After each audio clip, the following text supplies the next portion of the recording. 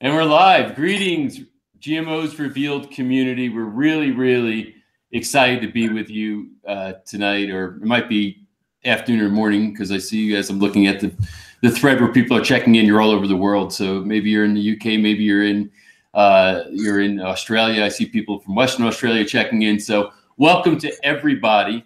And we're excited to be here. And when I say we, I see myself and Dr. Zach Bush, our very special guest, who's with us tonight. And there's so many great things going on in the world that I'm hoping that we can give some hope and inspiration. But at the same time, there's some pretty nasty things that we have to talk about relative to this whole GMO thing. And we're gonna have a great conversation tonight. I'm really hoping that you get a lot out of it. It adds a lot of value. You're feeling like you're filled for your time, that it was a good use of your time tonight. So that's our objective. Also, you'll see a box, where you're looking at me right now on the viewing page. If you scroll down, you'll see the Facebook thread there. You can post your comments, questions, everything there. So I'll be checking in from time to time, shouting out for some people, and also looking for questions and comments for Dr. Zach Bush or myself. And further, you should, even if you don't have a question or comment, check in. Let us know your name, where you're hanging out from. This community is a worldwide community. And it's something that we share in the way of values when we're looking at GMOs and wanting to change what's going on in the world relative to GMOs and the environmental catastrophe that they represent, as well as the health challenges that they represent. So it's good to kind of know who's out there and connect with each other and feel like we're part of something bigger. So thank you again for being with us. Very excited to have this conversation. And let me especially say thank you to Dr. Zach Bush. So Zach, welcome. And I know you are traveling. I think you're out on the West Coast right now, right? Yeah, out in California, and a beautiful evening unfolding here. Nice. Well, it's about to get even more beautiful with your presence and your genius. So let's start with, and I think all of you have seen that Zach was the star of our show as far as I was concerned, and GMOs Revealed. Many great people, but we had 3 different episodes that featured him. And he covered a wide range of topics, during the course of it. So many of you have asked for wanting to get more or hear more from Zach. So that's one of the reasons he's here. Another reason is that he's just on a passionate mission to really get this information out and to empower people with knowledge. So since we've done the whole GMOs Revealed and released it into the world, Zach, what do you think are some of the highlights that we should be considering now, or any updates, in the last half a year or so? Yeah, the exciting thing is just how much momentum is building right now. The attention that's being pulled, everything from the legislative environment on down to the consumer environment. It feels like every month there's this increasing, snowball that's rolling now that I believe is unstoppable. A lot of years there was a lot of concern that Monsanto and other large chemical companies that were kind of dominating the environment of agriculture had so much influence and were so powerful from a litigious standpoint that it was, putting a fear element in that seemed almost inescapable. And that no longer seems to be the case. And so in the empowerment of the consumer that all of you guys are participating in, we're seeing this erosion of power from the top and really seeing a true grassroots strength building. And so I think as a general 30,000-foot view, what the last 6 months has looked like, GMO Revealed is definitely playing a role in this major evolution of grassroots movement and motion towards a more sustainable agriculture across the world. So I'm getting the same sense of it as I'm out there and feeling like there's a groundswell that's occurring that's, I think, somewhat unprecedented compared to what I felt in the past years. So that is encouraging for sure. In case some people maybe who are watching never saw GMOs Revealed, let's talk a little bit about your background and how you ended up speaking to this issue, because I think it's a really important thing to understand your background as a medical doctor, as a medical researcher, starting to see the types of problems you were, and then it wasn't like you started in this direction. You got led here through a series of consequential things that are probably worth understanding. So do you mind recapping that? Sure. A quick recap of that is, I was very allopathic medicine trained, and so kind of from the dark side of the integrative movement that I now participate in. But in my allopathic training, obviously, there was no attention paid to nutrition. There was really no attention paid to human physiology, which is pretty fascinating. We only have one semester class called physiology, and that's the very first semester of medical school. And then from that moment on, and my moments continued for another 17 years. So through 17 years of training, I only had one class for one semester called human physiology. From that moment on, it was all about disease study. And so I learned extraordinary detail and minutia on the pathophysiology of disease, but the normal physiology was something that really eluded me through my education. And so once I had reached the pinnacle of what would be my kind of allopathic career, I was at this point had left University of Colorado, did all my postdoctorate work at the University of Virginia, where I specialized in internal medicine and then endocrinology and metabolism. And during my endocrine and metabolism specialty, which was 3 years of research and teaching and clinical work, I was doing basic science research in cancer.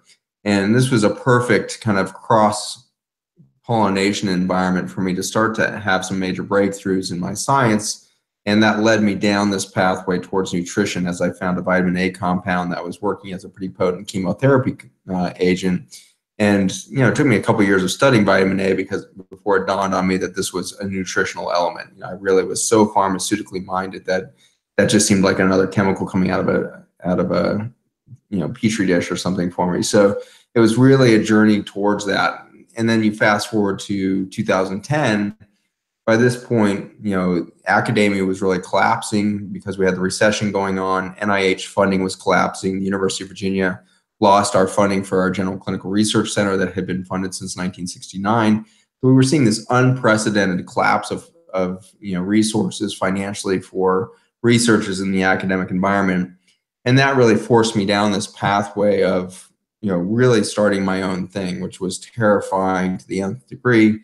I think the most anxiety I've ever felt in my life was the night before I opened my clinic in 2010.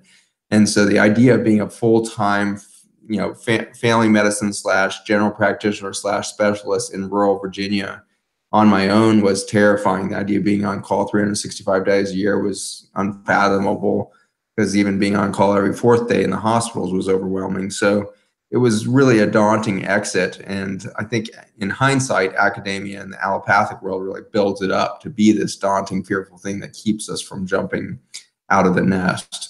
But in jumping, then I started this nutrition center, and then the snowball started rolling pretty fast at that point. And the snowball in your own life, whatever speed it's happening in your life as you listen right now, many of you have been on transformational journeys for years now.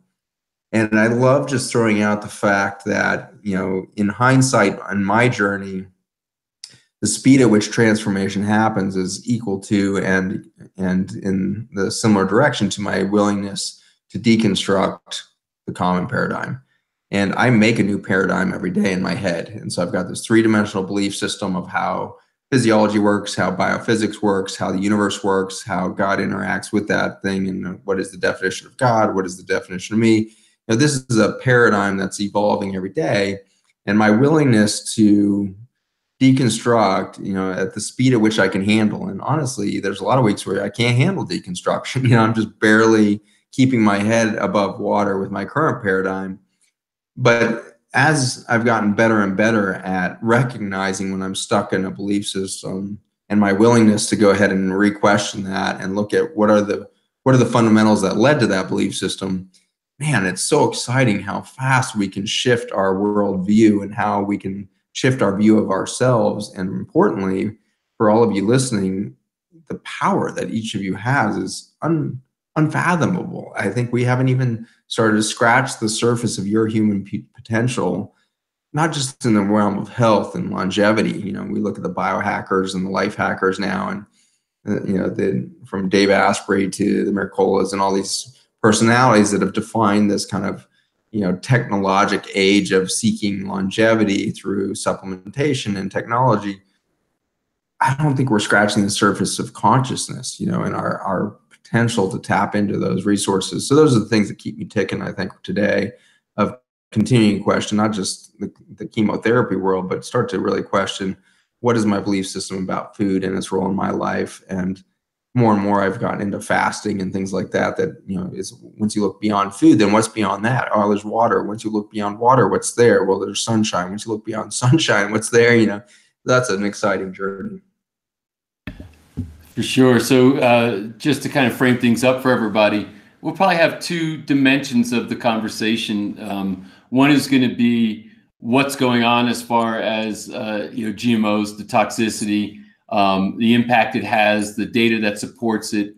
I think some of the bigger lies that are told out there, and then we'll pivot from there into solutions. What Zach started to speak about. I'll say that I feel very blessed because we did a 5-day water fast that Zach guided for me, and thank God he was there to guide me through that. It was quite an experience.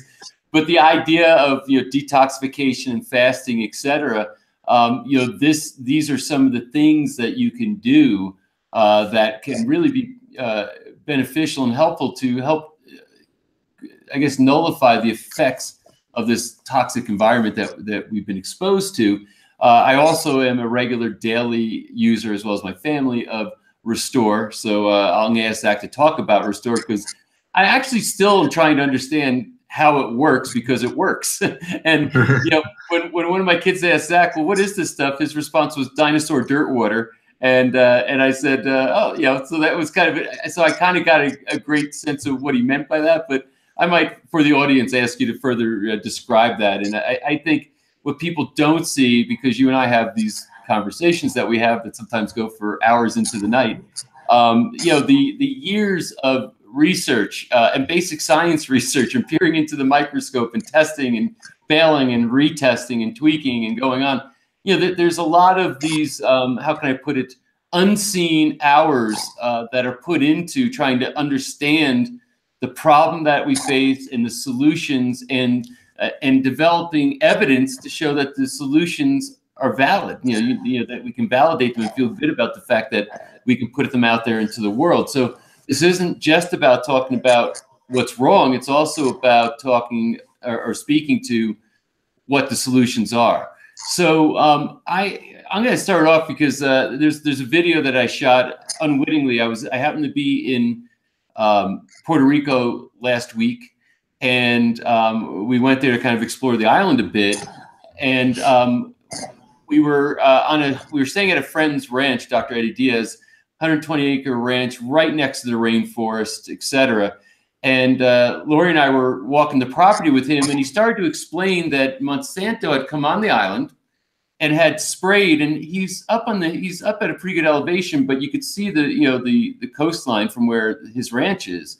And there's thousands of fruit trees and vegetables and cattle and horses and all the stuff that's on this ranch. He's never sprayed on the ranch. And sorry, you see me kind of, I gotta get my focus back on my camera. So sorry, don't worry, you guys aren't tripping out. It was just my camera. Okay. So what happened is he started to explain that Monsanto, I'm sorry that I don't remember the exact timeline. I think it was a few years ago. And basically he said that they went up in the air and sprayed along the coastline, knowing the winds would take what they sprayed and blow it inward to these ranches. He lost 900 tangerine trees, an entire crop of another fruit that he had there.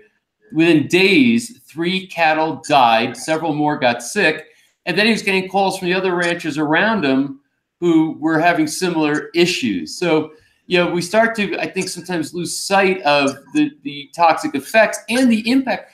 When I look at how much work and effort and sweat goes into planting these trees and getting them to grow and doing it the right way, like he likes to do it in an organic and natural way, and then just to have these people show up and spray and have the spray blow into his property, and just have his cattle die, his tree, several of his trees wiped out, it is just so wrong. And then the trees that survived, you're showing me, they're all like, there's no leaves on them except at the very ends of a few branches. So they didn't die, but they can't bear fruit. They're unhealthy, etc. So it's something that there's personal stories here beyond more of the sweeping research and data and stuff that we talk about, how many billions of pounds of glyphosate are going into the environment. So these are grand, views, or they're wide spectrum views of what's going on.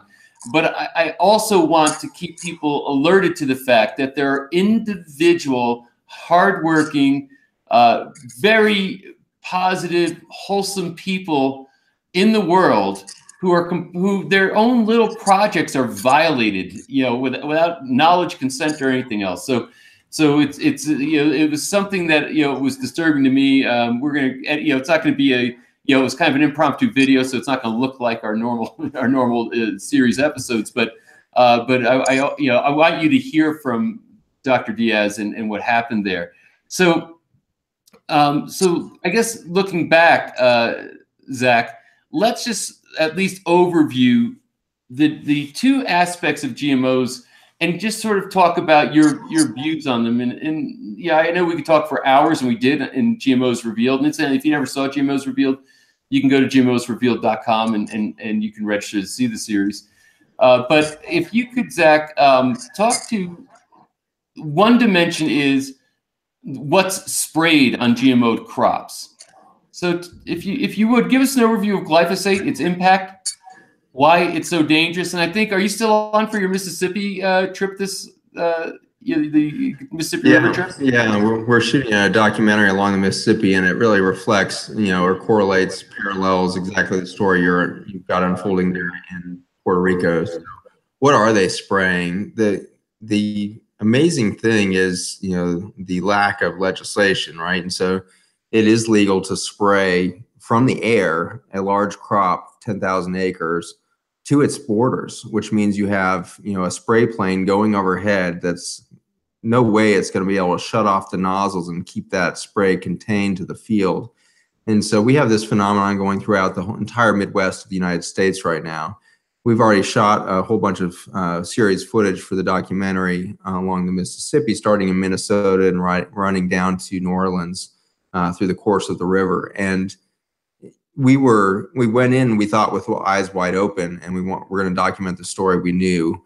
By the time we had finished 3 days on this 14-day trip, we knew we had just barely started to crack one eye when we went into this thing.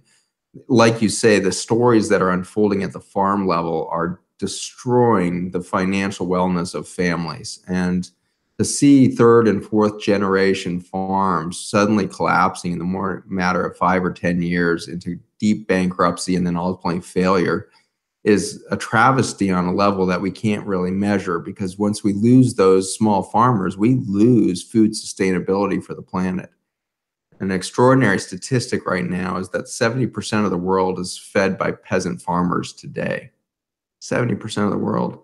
And so that reality is something that really changed our perspective going into this documentary of like, we have a belief system in the United States, again, a paradigm that we believe that mechanized chemical farming is feeding the world, because that's what Monsanto wants us to believe. But in fact, we're cutting the legs out from our own farmers and these farmers abroad by the increasing use of these airborne toxins. By and large, worldwide, we're spraying glyphosate, which is the active ingredient in Roundup. Roundup is the most successful herbicide in history in regard to its sales and its spread of popularity across the globe, entirely because of the technology of genetic modification. And so you can't spray Roundup on corn or soybean or any other plant without killing it. And so it's the last thing a farmer would want near its crop.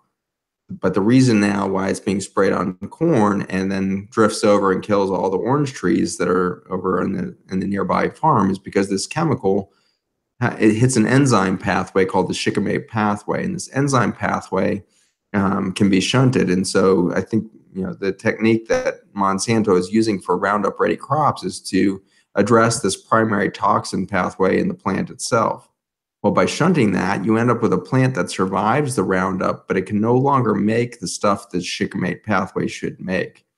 And that's insanity when you look at the biologic level of what the food should be producing. And so regardless of the crop that you make, you really want to be seeing a high degree of production of alkaloids, which are the medicinals in the food.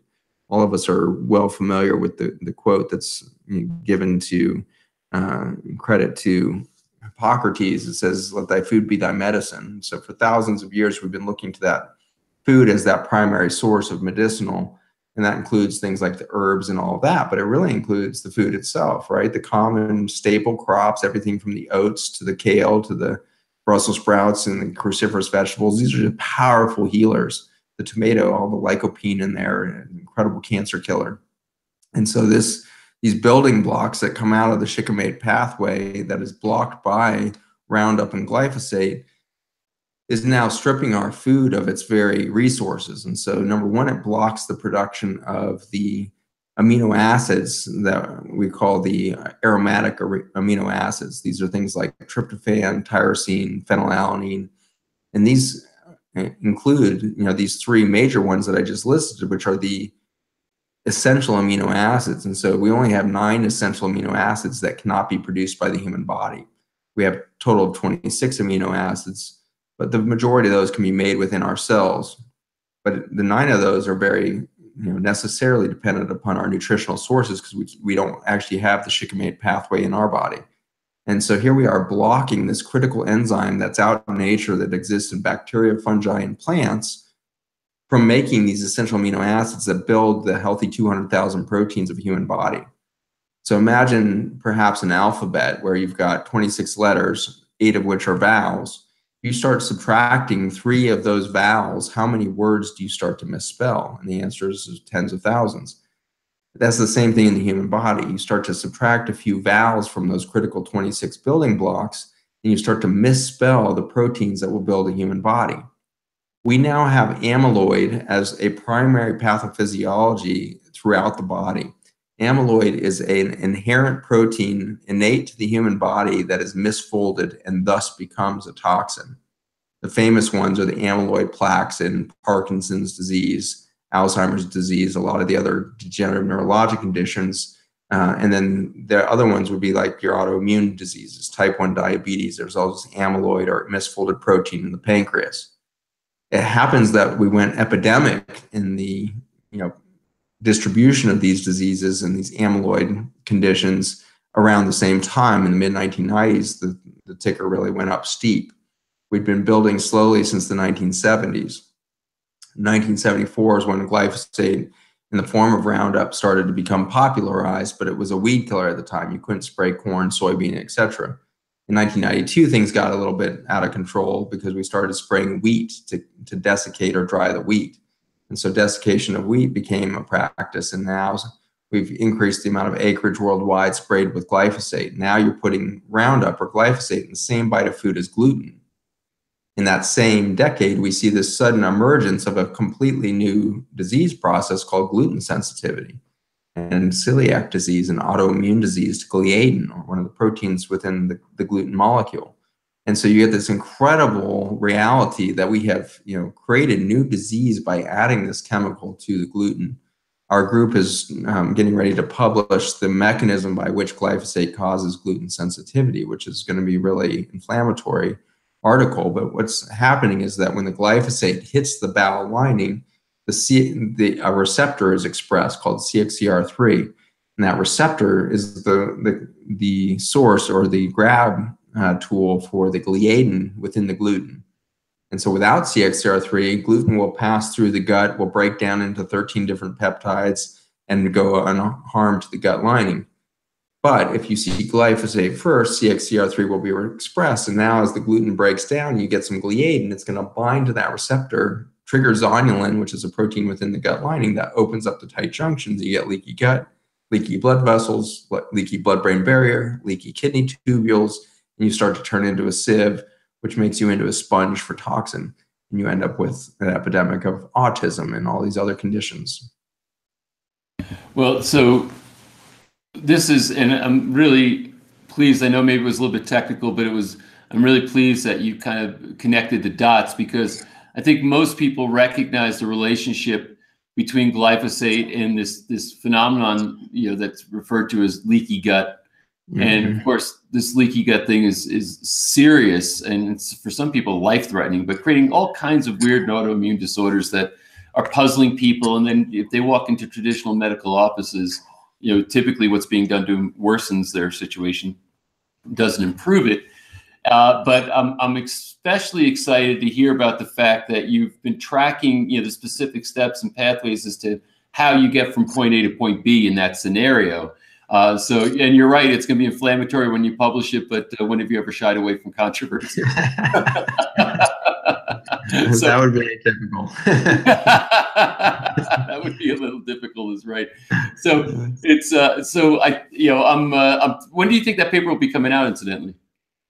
I don't know. It's such a crapshoot in the peer review journal environment. You usually submit to a couple journals before you start to get traction. The process usually takes 3 to 6 months from submission. We're still doing Western blot analysis, which is our new technology that we have in the clinic in our laboratories. We've had microscopy capacity for a long time, but now we have Western blot technology in our lab, which allows us to very carefully identify proteins and their volume of production within the cytoplasm and in the nucleus and in the membrane of the cell. So we're now looking at this, extremely beautiful, eloquent dissection of the human cell and able to tell you exactly what proteins are expressing where and all that. So the technology is slow. It's a long haul to do Western blot well to all of these different elements within the cell.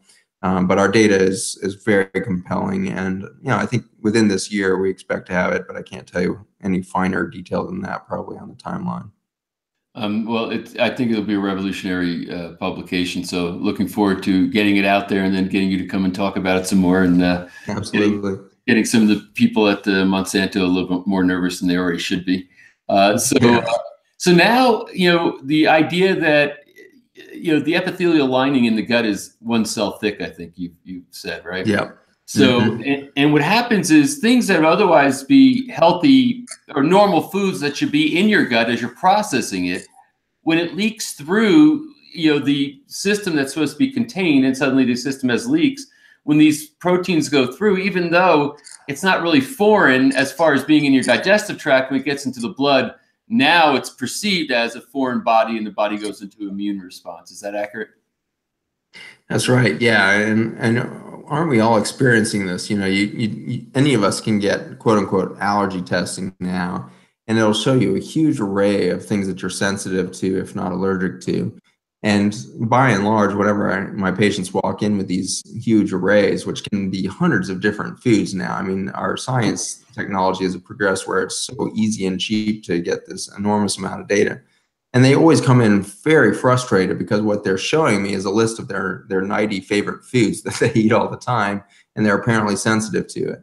But the reality is, that 1 cell layer thick that you speak to, it's half the thickness of a human hair, 50 microns.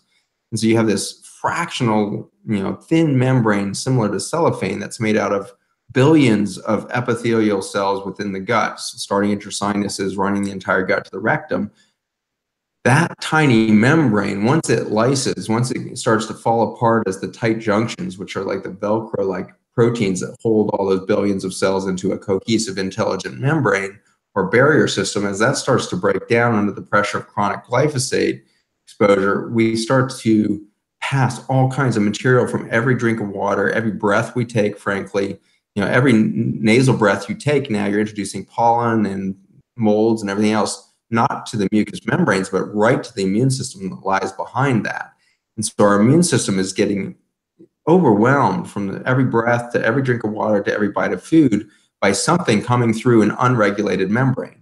Tight junctions are not just like spot welds that just hold one cell to the next. They're extremely intelligent barrier systems. Picture like the portals on the side of the Star Trek Enterprise or something. You see these little pods come up to the Star Trek Enterprise and these port doors open and the little thing comes in and they close. That exact action of these huge, a blood vessel, think of a capillary blown up to the size of, the Moffat Tunnel. You've got this huge cavity or traffic way. Suddenly a white blood cell comes along. And this isn't well known out there in the lay public, but a red blood cell is many times more the circumference than a capillary, which is bizarre engineering. A red blood cell, which has to, of course, there's billions of these have to go through every capillary bed in your body.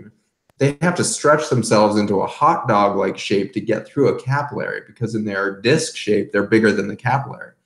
And so picture all these cells shrinking down and shooting through a capillary, shrinking down and shooting through a capillary. Then suddenly the wall of the capillary will open up and allow one of these massive cells to exit the blood vessel into the tissue near it, and it will shut right behind it. That is a tight junction phenomenon. The tight junctions have to recognize what's on the barrier side of the cell membrane, or these large macromembranes, and then open up and allow passage of, the case of your gut, passage of large fibers, large macromolecules, large carbohydrates, the big complex carbohydrates with low GI that reverse diabetes and things like that. Those guys are huge molecules that can't pass through the inside of an epithelial cell, so they have to wait for the tight junction to open, allow transcellular or intracellular, extracellular passage. And so that is all this intelligent membrane functioning. So now imagine the impact of a food system that allows introduction of a massive amount of chemical in our bloodstreams, ultimately, that is now dysregulating this intelligent port system. And now you've just got unregulated open doors everywhere. And you have stuff that's now passing not just into the gut and the gastrointestinal associated lymphatic tissue. It's a big mouthful of words. We abbreviate that as GALT. But the GALT accounts for 60 to 70% of your immune system. At least 80% of your antibodies body-wide are made in this lining of the gut. And so now that GALT is constantly being overstimulated by everything that comes into your environment.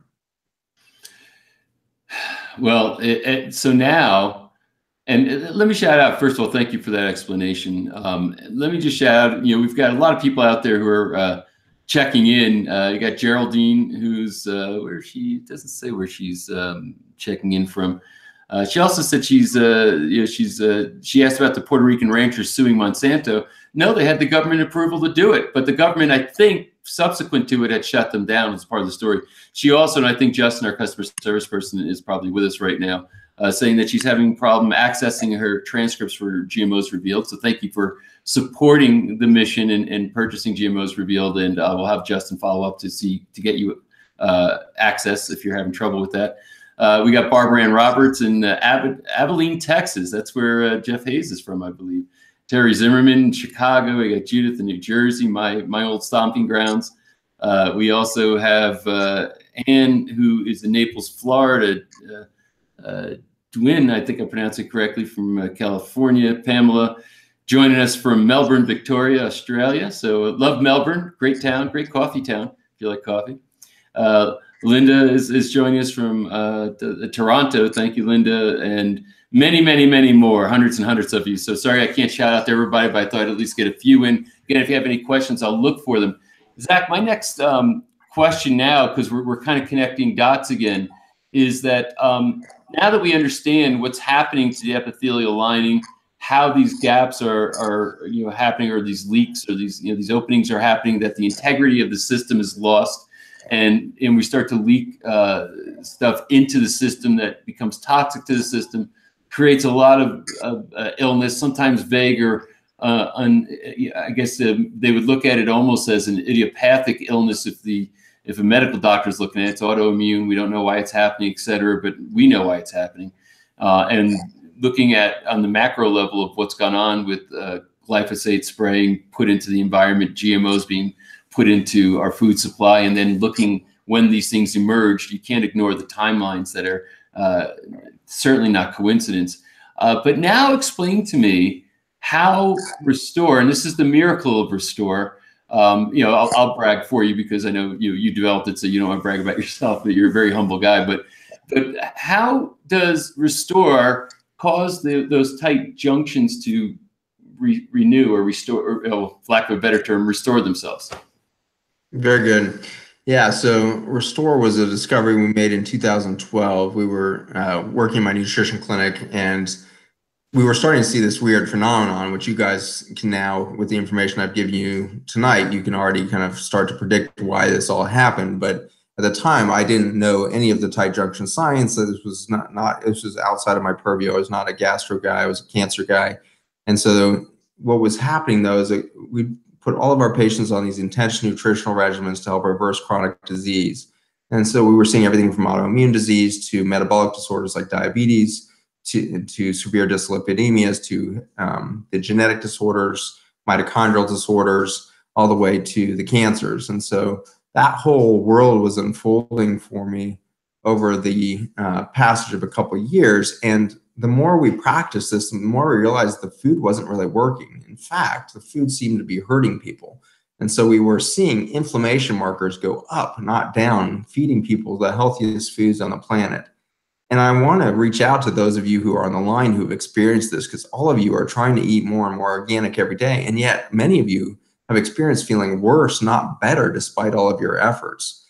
And I want to just reassure you that your body's not like broken or somehow, complete anomaly. Your body is behaving completely predictably when you start to realize that these invisible residues of not just Roundup and glyphosate, but hundreds of other chemicals that now are in your food chain, even outside of your food. We're all wearing these clothes that have all these nanoplastics in it.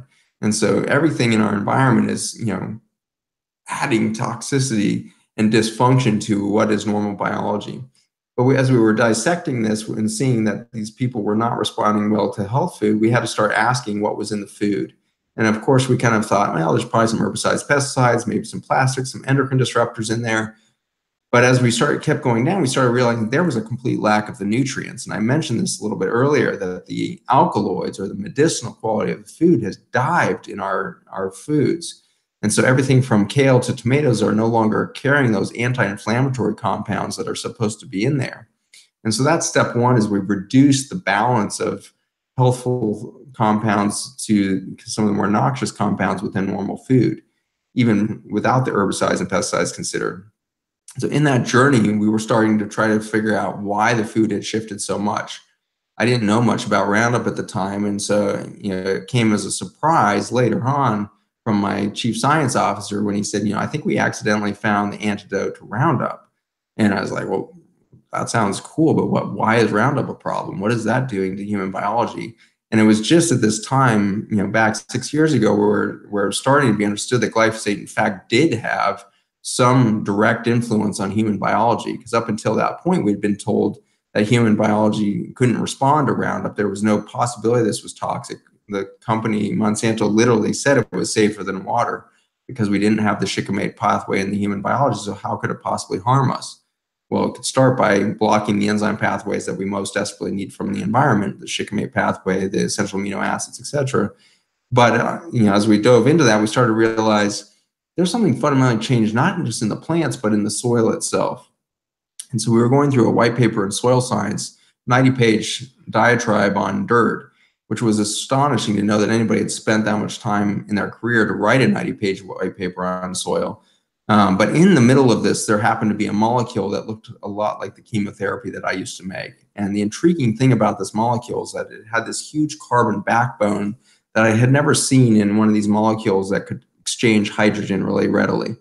It was the three-dimensional structure on the end of this large molecule that had a bunch of oxygen-hydrogen binding sites that intrigued me. Because in that potential, it was like one of those blinders off moments in your life where you're like tingling all over and goosebumps, and you're like, I think I am right in my moment. There's something right here. There's a truth unfolding in front of me. And I didn't know it all in a minute at all, but I knew we had just uncovered something critical, and it had something to do with the way cancer cells emerge. It had something to do with connection to us, to nature.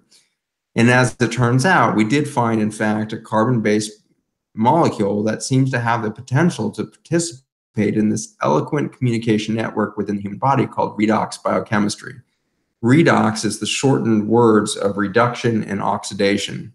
Reduction is the donation of an electron. Oxidation is the absorption of an electron.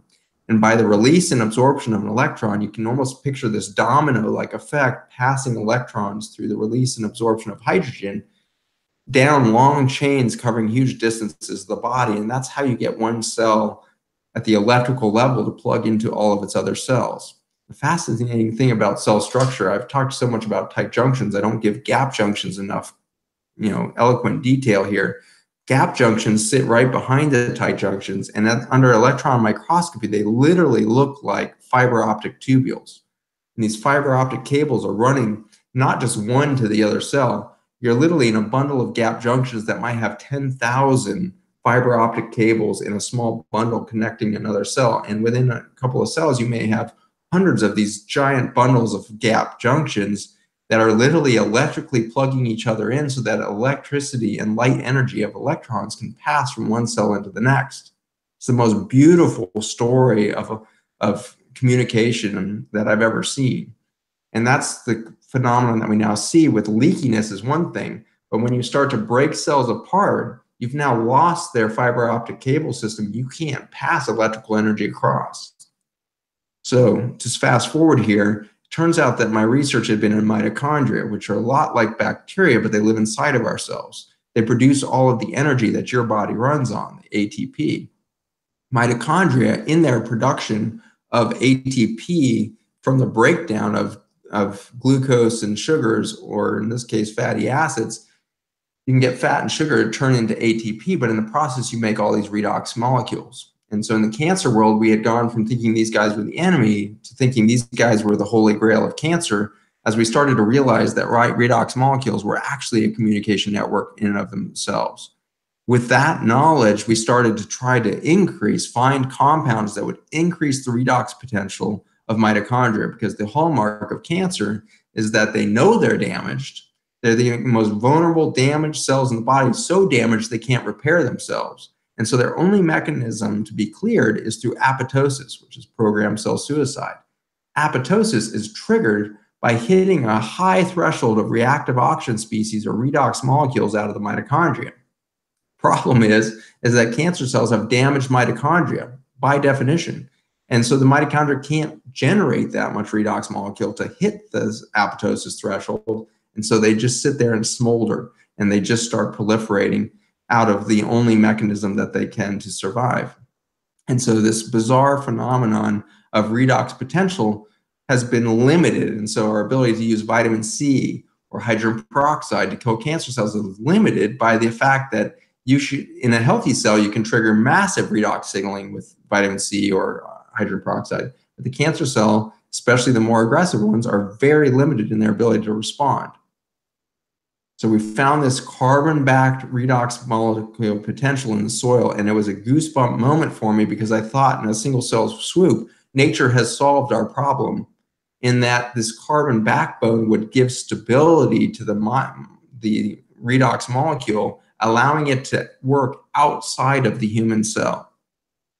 All of the mitochondrial redox signaling has to occur in the cytoplasm, or the interior of the cell.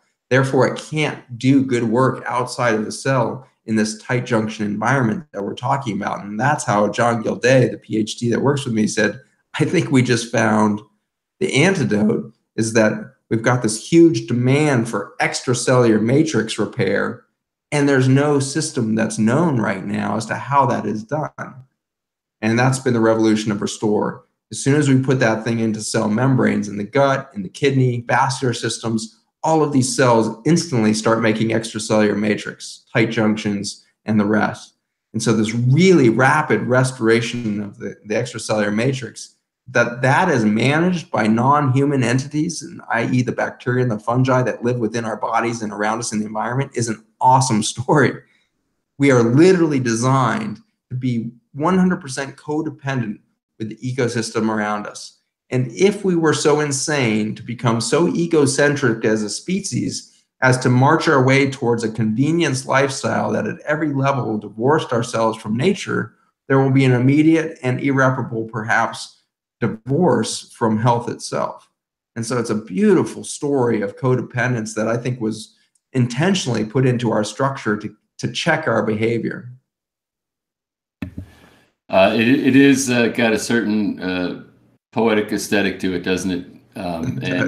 So it's the fact that the solution is in the dirt, and that we're also at the same time destroying the dirt through what we're doing. A couple comments, and then Alice in Toronto said, "Love the intelligent membrane explanation." So did I, incidentally. I just think that the intelligence that's in the body is something that I've always been in awe of ever since, chiropractic school and just practicing for the years I did. It never ceases to amaze me how intelligent the body is. Lisa Holman in Lima, Peru said, "So many people are so sick and don't understand why." And that is the predicament.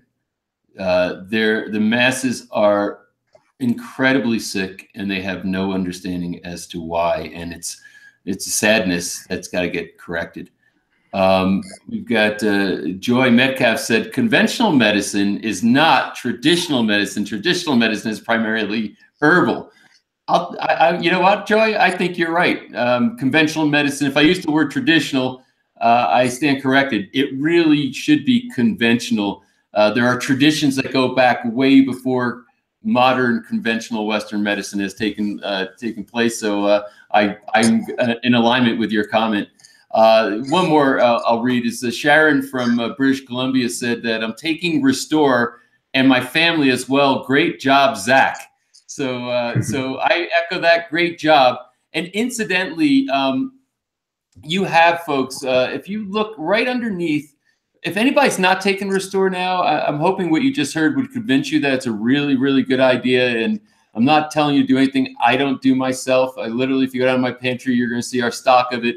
You're going to see that it's out on our counter. And the whole family takes Restore regularly. I remember, and I actually love, it tastes like, mineral water, but our kids, when the Zach was over, they said, "Well, how would you describe the taste?" And they said, "It's like drinking rainwater off of a rock."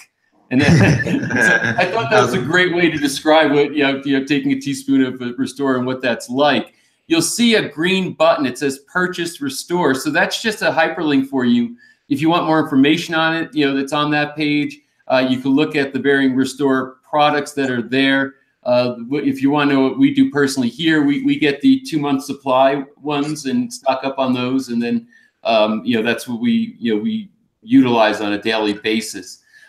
Really easy to do, nothing, actually very pleasant. I look forward to it, and I leave it out on the counter so I don't have to remember. Every time I walk by, I'm like, time for my teaspoon of Restore. So I think it's a product that is it's almost like it was a destined thing. You heard how Zach described how they happened to discover it, which was very serendipitous, and those are always the best discoveries.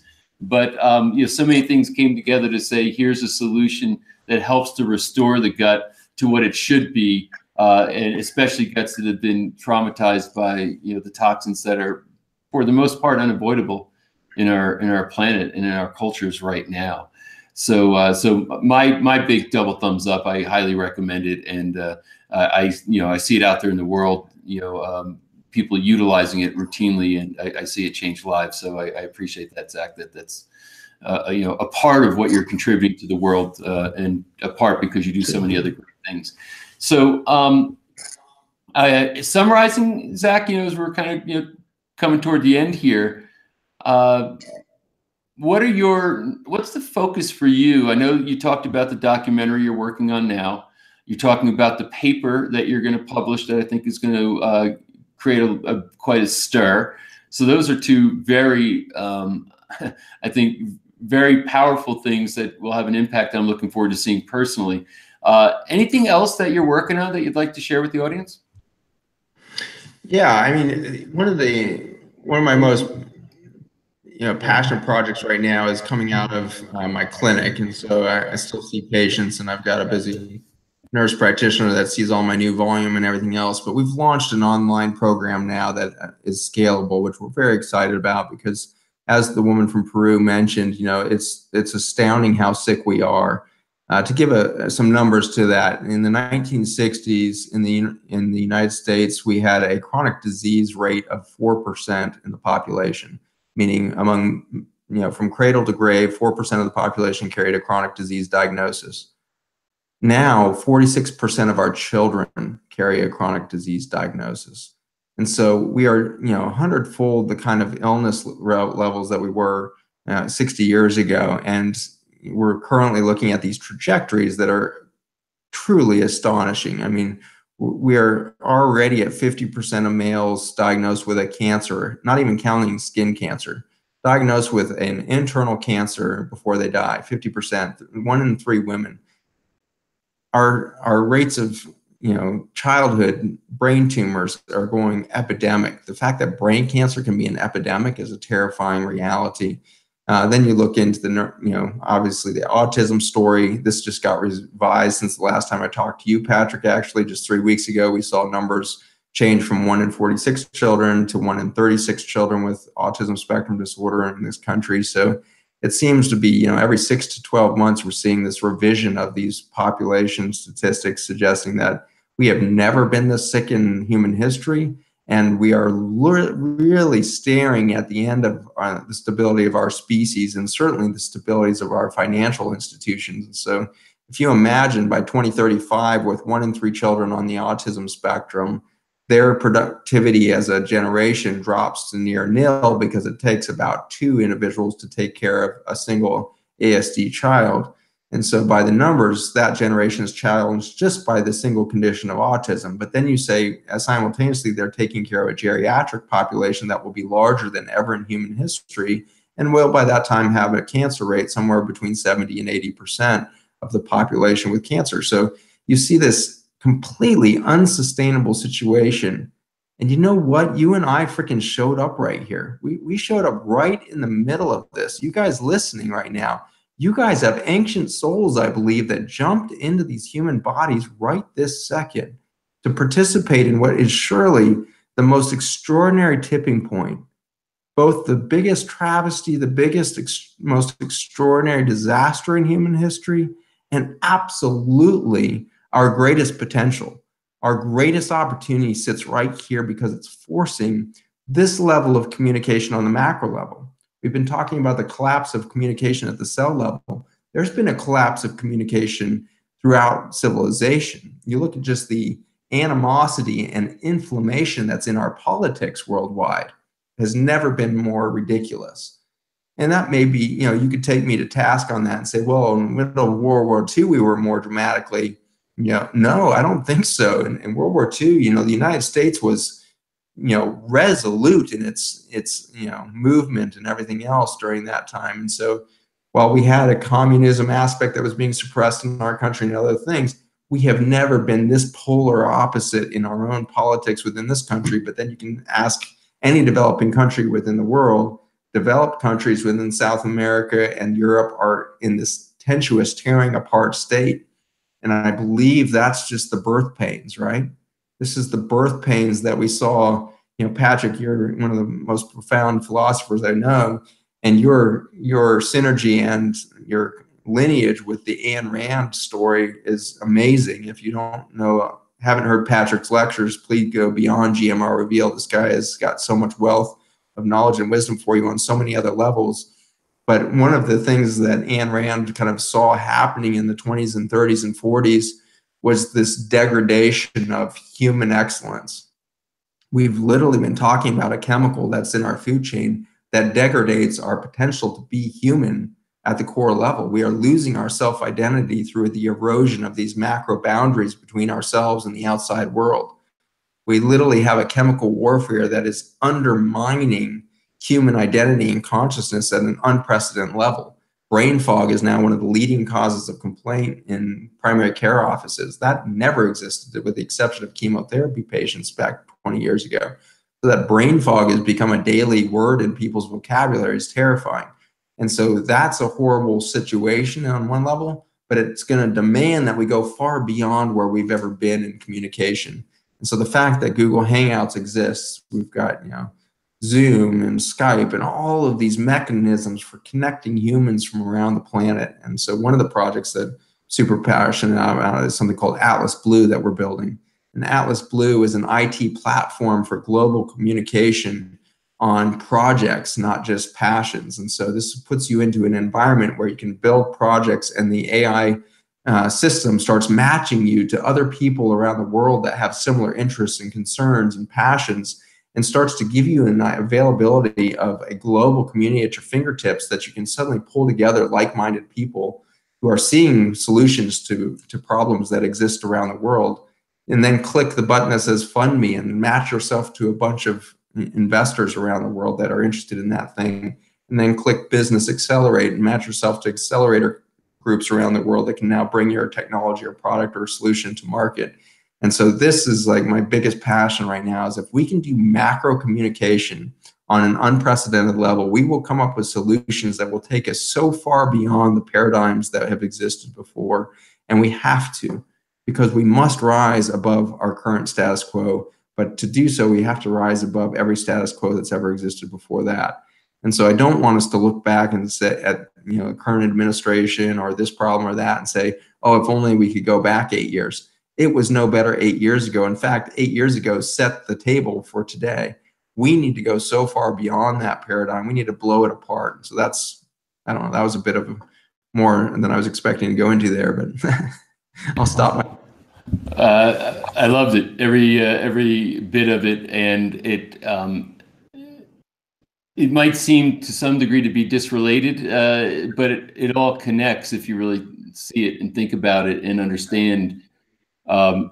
When you really take a step back and look at the macro level challenges that we're talking about right now, and reference that to the sociologic predicaments that we see unfolding, and you start to see there's a sort of mirroring of the phenomenon. And I once said this to doctors who were having a bunch of infighting from different groups.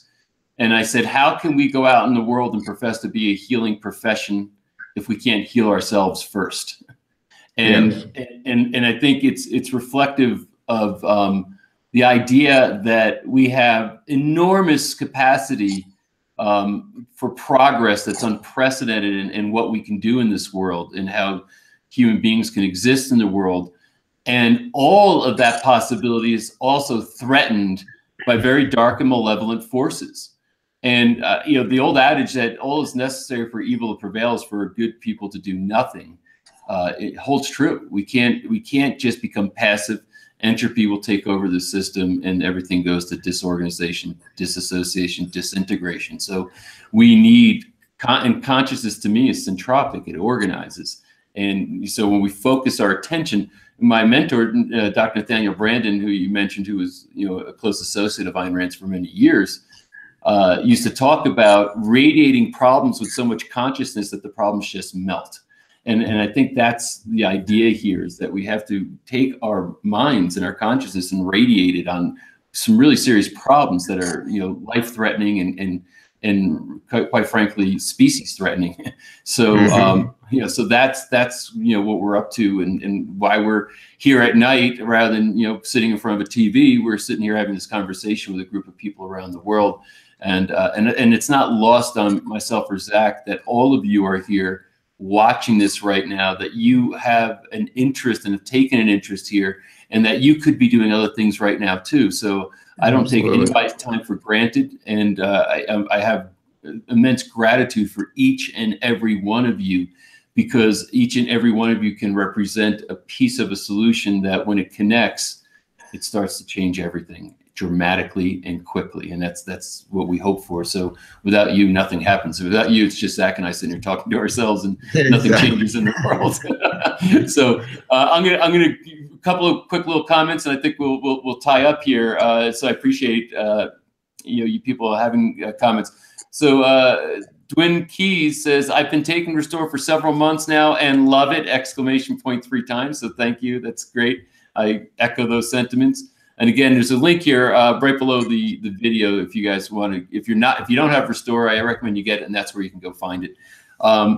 Eileen says, Zach, could you please look into making Restore available through the depot in Canada?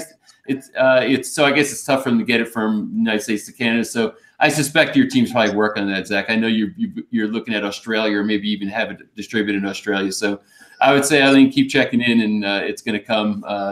It will get there for you. You can get it in Canada now. iHerb is the easiest way to get it in Canada now. iHerb.com. What was that way, Zach? I didn't understand what you said. Yeah, the link iherb.com. Yeah. iherb.com. Okay. Yeah, And that's a Canadian-based company. iherb.com will get you to Canada. Yeah. There you go, Eileen. It's there for you. Angela, hi, I'm Angela, sending you love from Idaho. Thank you for receiving it, Angela. Thank you so much for the work against GMOs. Because of your docuseries, I have gone GMO free. Woo! I love you guys and always look forward to hearing more. Well, thank you. You know, some people feel like, oh, you know, they think maybe it's trite to share the fact that they enjoyed the series and that they, because of, you know, seeing Zach in a series or watching the, you know, watching the docuseries, that they've made changes in their lifestyle. We can never hear it enough. That's literally the fuel. That's our ATP, you know, that keeps us going. So that's the fuel that drives us. So thank you, because when it gets down to personal levels, when you start to feel it, right? Pippa Lakin says, Dr. Bush referred to nanoplastics. Are they worse than regular plastics? And what are they doing to our environment and us? Yeah, so plastics, you know, of course, the majority of the plastics in the planet right now are really flowing out of our packaging. Beverage containers are the #1, I think, single contributor to that consumer-based plastic contribution to the environment. And certainly in the developed world, this is a problem. But in the developing world, I spent some time down in Haiti and a fair amount of time in Central America and the like. In Haiti, for example, you can see their entire canal system leading down into Port-au-Prince Bay has been filled with plastic bottles. You can literally walk right across the surface of the canals because they are solid blocks of melted plastic under the hot sun of Haiti. And so we have so much plastic that's been dumped in, and our Navy ship that sat out in the Port-au-Prince Bay right after the massive earthquake that was there. I was in a hospital ship there in the bay for a couple of weeks, and we'd go out at night and stand out on the deck, and these big spotlights on the decks of the Navy ship would point down on the water for security and such. And you could just see these rivers of plastic flowing out of the bay out into the ocean. Now doing this Mississippi River project, we think so much about Roundup and everything else, but the obvious thing is the entire river is floating with plastic straws and junk that's being, you know, dumped into our ocean. So that's the obvious macroplastics as consumer products. But then you go to something like Trader Joe's or these grocery stores that are touting organics, and yet their cucumbers are individually wrapped in plastic. You know, we just have completely divorced ourselves from any sort of rational use of plastic. So it's all over the place. But the stuff that's most devastating to the endocrine system and probably to the nature around us with the dead zones that we see outside of Australia. I was on the Australian Great Barrier Reef last year watching the death of the coral there devastatingly. And you know the plastic is really killing that micro life is the nanoplastics. And the nanoplastics are represented in nature as we put plastics out in the ocean, which has been the main repository for our plastic refuse. As it breaks down under the sun and under the salt water, it will liberate nanoparticles of plastic from the larger chunks. But there is no liberation time, sunshine needed for that from our clothing. Every time you do a wash, coming out of your sewer lines is nanoplastic that's coming out of the polyester fibers, et cetera, of your clothing. And those nanoparticles are now thought to be the bulk of the plastic on the planet is coming from the textile industry rather than any other sector. And so we've done a doozy on this planet. And, at this point, I definitely have days where I think, we're staring at the extinction of humanity. And frankly, maybe we deserve it at this point because we have not played nice in this precious sandbox that we've been given to play in. But on the other hand, it's a sandbox. We were really mandated, I think, by the universe to play. And so as desperate as things are, and Patrick, you kind of let it off with this, is that we aren't here just to tell you a bad story. We are the most resilient of not only species, but consciousness. We are a playful species. One of my favorite nights of the past year was playing with Patrick and his wife at Cal Jam. And we just had such a blast dressing up and being goofy and just cutting loose for a couple hours. And I think that's why we're human. I think that's why we've been placed at such a unique point in the biology of the universe, is that we are just an inherently goofy, fun, playful species. And so we shouldn't forget that, because I think the solutions probably lay within that. And if we can create fun working environments, one of my favorite things about the companies that I've created is that nobody really wants to leave each other. Like, we hang out on the weekends, we have parties, and every last person shows up. Like, we are just having so much fun creating solutions for the planet that's a good sign of real sustainability. There's no burnout when you're having more fun than you've ever had. So keep that in mind, that you're going to be part of the solutions. But if you're not starting to have fun in those solutions, you're probably still paddling the wrong way in the river. Let go, surrender. Universe has got something bigger for you. Float downstream with the rest of us, and man, we can play on the inner tubes. Well, on that note, which is a great note, thank you all for joining us. Zach, thanks so much for taking the time tonight and sharing your heart and wisdom with this audience. And share this. We'll leave this posted for a while, so if you take the link at the top of the page and send it to friends, they can come back and watch the recording of what we just did. We'll leave it up for a while so people can see it. I do highly recommend that you get Restore. The button's there for you again. Also, if you have not invested in GMOs Revealed, I think on the page also below we have it listed, the silver and the gold packages, etc. This is a comprehensive amount of 9 episodes plus a bonus episode of conversations around all these topics. It helps support our project, helps us get it out there, helps us continue to market it and get the world to know about it.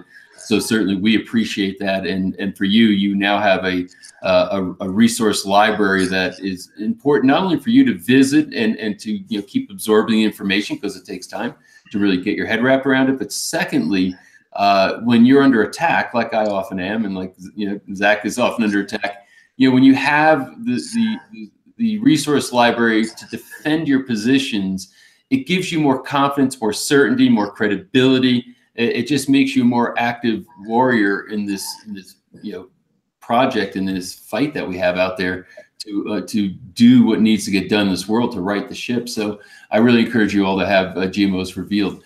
So again, with Dr. Zach Bush, I'm Dr. Patrick Gentempo, and I'm blurry on my screen right now, so I'm probably blurry to you too. There it goes. So, I don't know. I guess I gotta get a new camera, but there we are. Okay, now I'm in focus. So great being with you. Thank you so much. We'll continue to bring you new content, expanded content. Keep sharing this message with as many people as you can. With this group, we have the ability to go viral in such a huge way that it can really make a difference in the world. So thank you very much again, Zach. Thanks so much. Everybody have a great rest of your day. Thanks so much, Patrick.